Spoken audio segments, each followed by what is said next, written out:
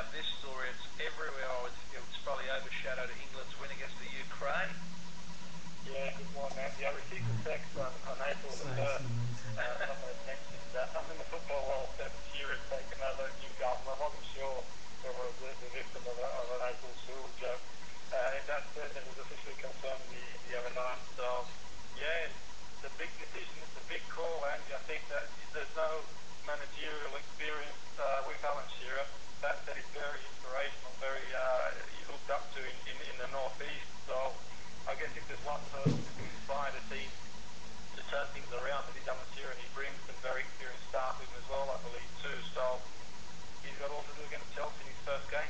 Well, let's be honest, they've been trying to get him for a few years, haven't they? I remember when he came out to Australia a couple of years ago, and it was just on the back of him retiring, and I'd spent a few days with him here, and he was saying, look, he wants to end up managing, but he's got such a good life at the moment. He's enjoying doing a lot of travelling and talking football and obviously working on the BBC, but it's a short-term opportunity, and the fact that Newcastle are desperate, I mean, they are in serious trouble.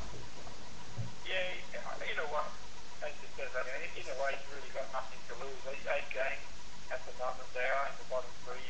It's looking precarious for them. It's looking like they could actually get relegated. It's unthinkable, really, at the start of the season. You think of the money that's been spent there, the infrastructure of the club. So I guess you're going to hide for nothing, so to speak.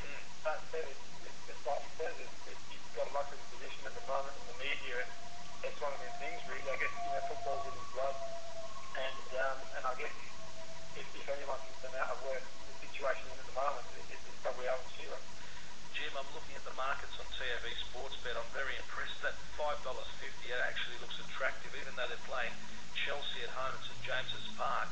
One thing a coaching change does, it lifts the dressing room, but it's almost godlike having Shearer there.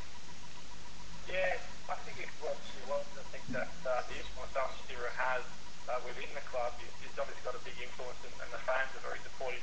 I think he's a hero up in the northeast, as we all know. That can work 2 ways. It can have one, it can work in a positive way, it can also work in a negative way as well. I think there's enough players within the Newcastle team that professional enough to realise that they need to roll their sleeves up and work really hard at these last 2 games. Chelsea will be a tough test. Chelsea obviously are looking for a win themselves. They probably fancy their chances of putting a little bit of pressure on Liverpool and United. So it's going to be a tough game.